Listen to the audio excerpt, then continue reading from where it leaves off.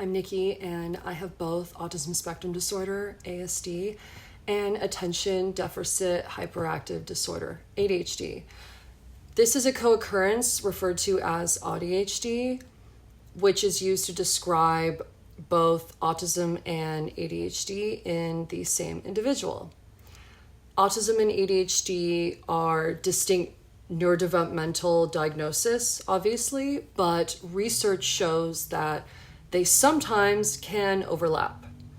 The DSM, which is the Diagnostic and Statistical Manual of Mental Disorders, didn't even allow a dual diagnosis of autism and ADHD until 2013. So many individuals, myself included, were excluded from full understanding of their neurotype. I was diagnosed with ADHD in my early teens, but wasn't tested and then diagnosed with autism until about 4 years ago in my 30s. After experiencing confusion, self-criticism, and a deep sense of unexplainable difference for most of my life. So one of the reasons for this, though, is because autism in adults, especially women, wasn't well understood for quite a while. Autism traits may include sensory sensitivities, need for predictability, and social perception differences, while ADHD traits often involve impulsivity, fluctuating attention, and executive function challenges. So together, these can create a complex and sometimes contradictory internal experience. It's a daily internal struggle. Throughout my life, most of my ADHD symptoms, such as distractibility and emotional intensity, seemed understandable socially, while my autistic traits like sensory overwhelm remained hidden because I was constantly masking with my ADHD. I learned to perform, adjust, conform, and suppress my needs in order to try to fit in. This performance isn't just trying harder, it feels like survival for us. And in spite of how hard I tried to mask, I would still have occasional meltdowns, and I was labeled as weird and severely bullied throughout my childhood up until early adulthood. When autistic traits are masked by ADHD presenting or masking hides both temporarily, neurodivergence can remain concealed not only from other people, but sometimes even from ourselves. So it can be very confusing.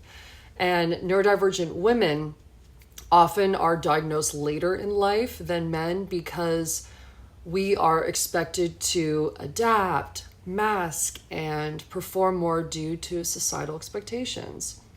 Autism diagnosis tools are historically based on male presentation and fail to detect many female expressions of autism and ADHD. So women often show internalized signs such as emotional dysregulation and inattentiveness, which is less visible in the standard criteria.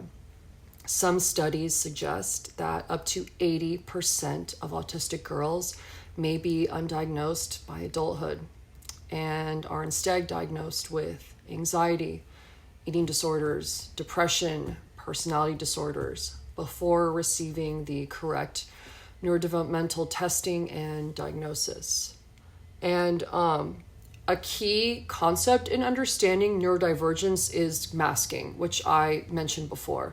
Masking is attempting to suppress, mimic, or just behave neurotypical by rehearsing social interactions and suppressing our natural reactions and hiding sensory or executive function struggles. So this leads to chronic exhaustion, anxiety, and depression. And that leads to burnout. Autistic and ADHD burnout are related, but not the same. Both are neurodivergent responses to chronic overload and often driven by masking for long periods of time in a world that isn't designed for neurodivergent nervous systems. ADHD burnout is usually tied to executive functioning demands such as organization, decision making, starting and finishing tasks, understimulation, and shifting in and out of hyperfocus. And ADHD burnouts often appears like brain fog, irritability, overwhelm, difficulty starting and finishing tasks, and low energy.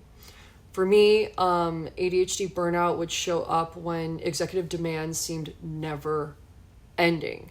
And when you combine that with brief periods of hyperfocus, I would have intense bursts of productivity, then crash and burnout.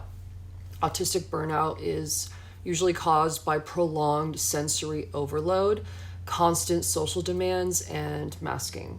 It's more intense and longer lasting than ADHD burnout, with the physical, cognitive, and emotional exhaustion. So this leads to social withdrawal, increased sensory sensitivity, and sometimes even temporary memory loss and loss of communication skills or special interests. With AuDHD, both are combined, and I would feel like I'd lost myself for days, weeks, or even months at a time. And both stems from chronic overload, pushing yourself too hard for too long, and masking constantly in a world that isn't built for our nervous systems, which can leave one completely exhausted and unable to function. It's rough. But when it comes to recovery, ADHD burnout needs structure, pacing, and support, while autistic burnout needs rest, reduced sensory input, and a safe space to unmask. For people with AuDHD, the burnout can cycle between bursts of energy and shutdown, so support needs may vary. But by prioritizing your sleep, self-care, visual support, and minimizing masking, that certainly helps. This became easier for me when I learned that burnout isn't failure or a sign of weakness. It's my nervous system's way of saying, this is too much. So by learning how to regulate my nervous system better and building a life that I can actually enjoy instead of being in survival mode all the time, this has helped me to heal and avoid future burnout. Neurodivergent people can thrive both academically and in different careers as long as accommodations are more effective. If it's tailored to executive function, sensory needs, and mental health services, then our needs can be recognized instead of having to mask and lead to burnout, and we can embrace our differences instead of being penalized for them so that we can thrive. Burnout can occur across neurotypes though, because neurotypical people can feel their own sense of burnout from chronic overwork and lack of rest. But for autistic and ADHD individuals, it's often compounded by long-term masking and chronic nervous system overload.